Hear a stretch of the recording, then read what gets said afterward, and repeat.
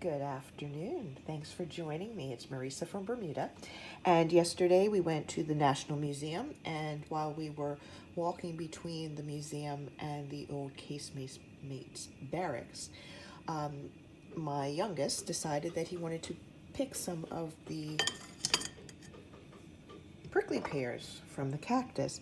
Now you can see here, it looks like there are some spines around the fruit, and we want to make some jelly with it. So to start this process off, we're going to actually burn the spines off, and you'll see as we do them, you'll have a little scorch mark where the little stickers have been burnt off. See? And then we'll, turn it around slightly. And then we'll go and do the next part. So I have a few of these to do, and then we'll move over to the cutting board to cut the ends off and put them in a pot so that we can start actually getting the juice out of it. This is a good prickly pear to look at because you can actually see the stickers on the fruit a bit better. You see the white stickers? And I had so many, see all the hairs? And they were stuck in my fingers and my clothing yesterday. So when I burn it, see? So we're burning them off. And you can see where it's burnt the stickers there. So that's a better one. We're now going to put the prickly pears in the pot. But the first thing that we need to do, and I will use the bowl that I had stored the prickly pears in. Now you can wear gloves to do this. I'm not going to use gloves. You see how bright and colorful the inside of the prickly pear is. So we're going to prepare, just cut it in half. You see all the seeds inside the prickly pear. I'm just going to put it in the pot. So these two steps, I remember when I was a child being in my great-grandmother's kitchen in Hamilton Parish, and I wasn't allowed to do the burning of the spines, but I thought that was fascinating. But I do remember being able to cut the ends off, and I thought that was interesting. And then I remember being upset because my fingers were stained with the juice. But that was, it was still fun because you see these, the prickly pears when you go walking, and they look so good, they smell so good. You see that the birds and the lizards and the mice and things like that. We saw a mouse yesterday. Whoops! Sorry, I have a cat visitor who is, I guess you can say, my cat supervisor. She's sitting and watching me cut these in half. But you always see these and you're like, oh my goodness, I just love, they smell so good. I'd love to do something with them. And I've been on walks when I was younger with my great-grandmother, and she's actually peeled one of these. I thought she was so amazing to do that while we were on a walk. And you just sort of like have a bite of it, and it's so sweet.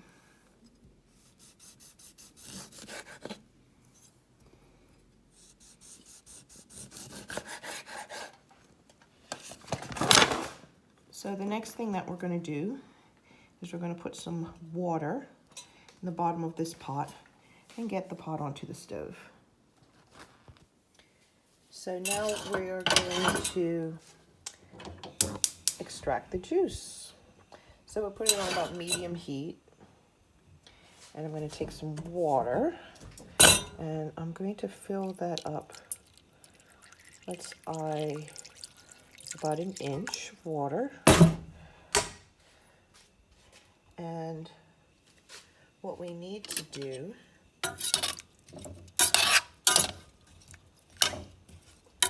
is make sure we mix it around so it doesn't burn. But what we're going to eventually have is we're just about covering the fruit right now with the water. And what will happen is that as the juice comes out of the prickly pears, the juice should end up covering the fruit. So we're doing rather well. This isn't a masher. This is actually my stirrer for gravy, but I want to be able to see this. So I'm mashing the fruit into the juice.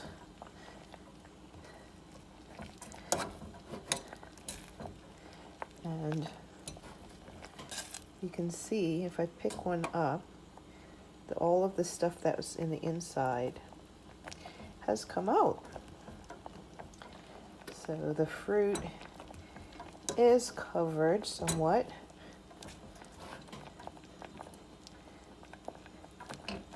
by the juice, and I think we're close to being able to strain it through some cheesecloth to make sure that there aren't any other spines getting into it within the juice before we start making the jelly. So we're going to get the strainer ready. So I have a bowl and I have a strainer. It's actually a basket for frying, but I don't use it very much anymore, but I do use it for making gravy a lot. This right here is cheesecloth, and I had it in some water. So I'm just putting it over the top of the strainer. And as you can see here, it's multiple layers of cheesecloth.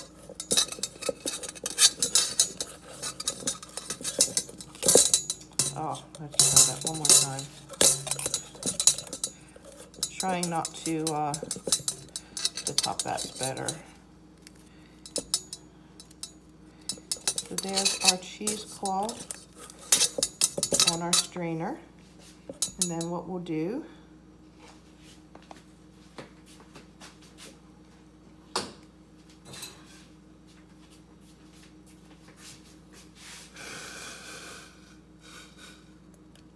is pour our juice .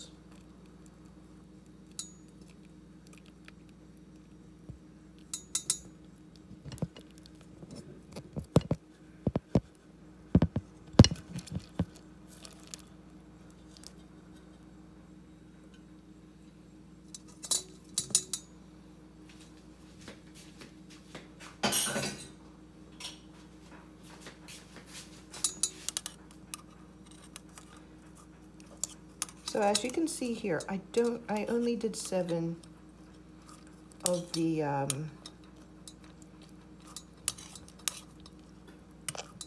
prickly pears. So all I'm doing right now is just getting the juice through the strainer.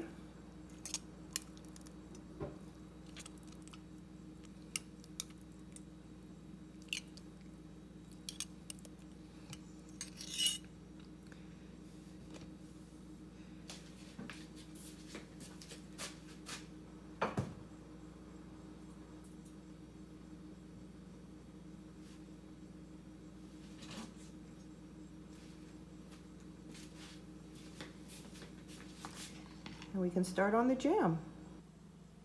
So now let's make our jelly. So I've washed out the pot that we used to make our juice, and I'm gonna put it on a medium. The 7 prickly pears resulted in 1 cup of juice.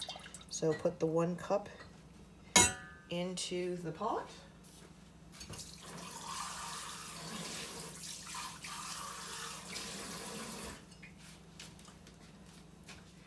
I'm going to put in a squeeze of lemon juice, and that's just me.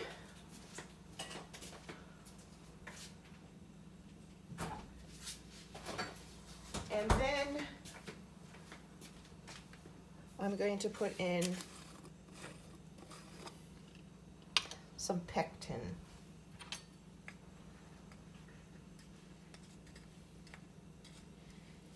So I'm going to put in, for 1 cup, I'm going to put in the equivalent to 1 packet. So I'm going to start with 2 tablespoons. 3 tablespoons is actually a packet. I'm wondering right now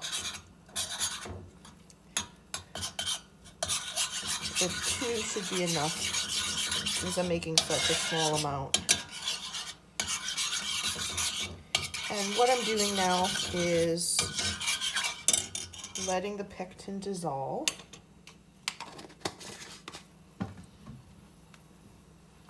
Put that back in the cupboard. And I need to get this to dissolve and boil.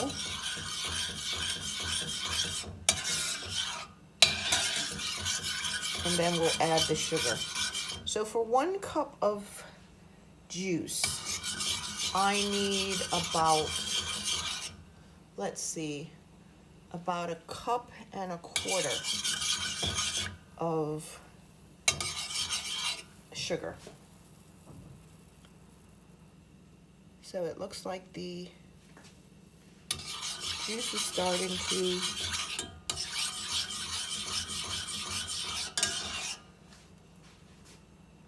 bubble a bit. So I'm going to put in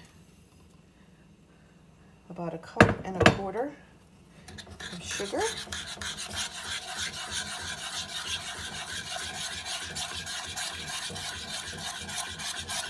And I have 2 old jam jars that have taken the labels off and put into a pot of boiling water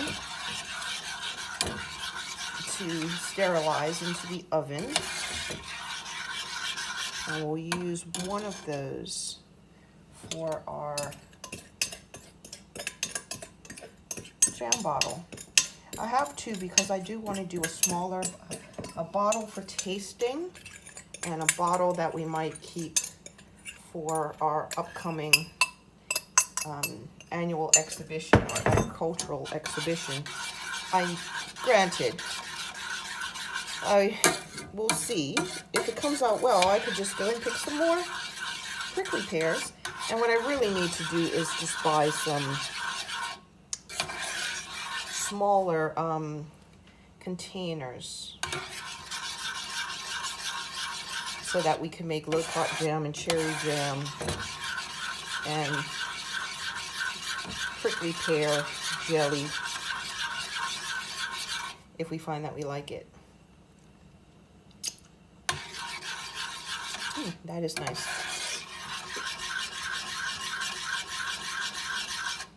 Rather sweet. I think I'm going to put a little bit more lemon juice.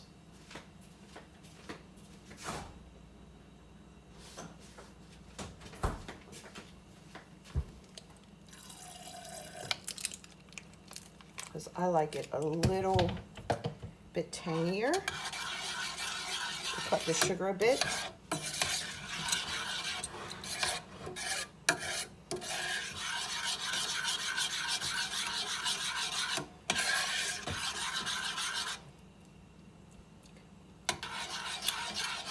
Much better.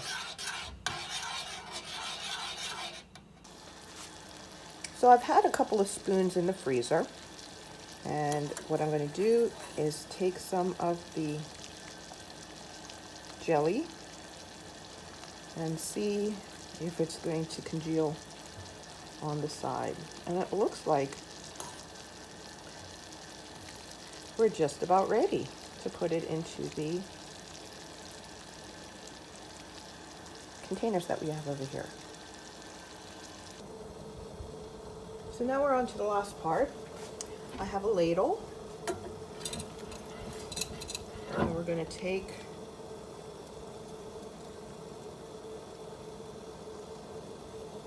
the jelly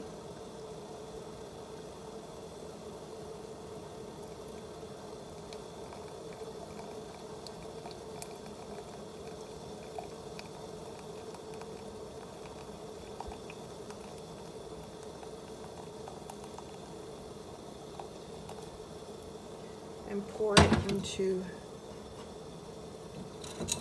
the bottle. And as I said, I'm going to put some into the second bottle as well.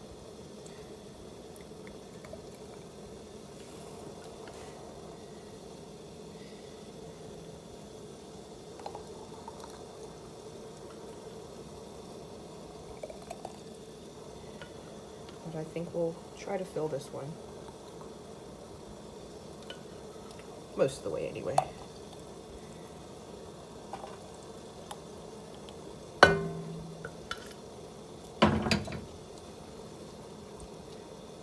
Yummy.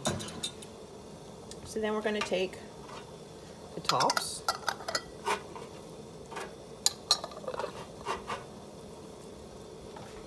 and they are hot. So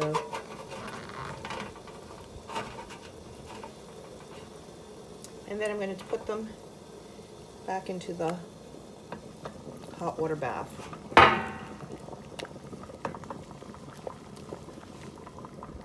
So that we can get them to pop.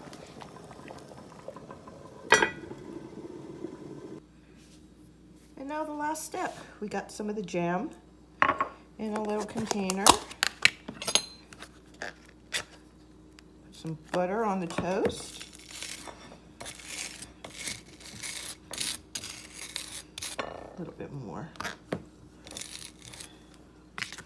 And then let's see. Yep, looks like a jelly. Nice and thick.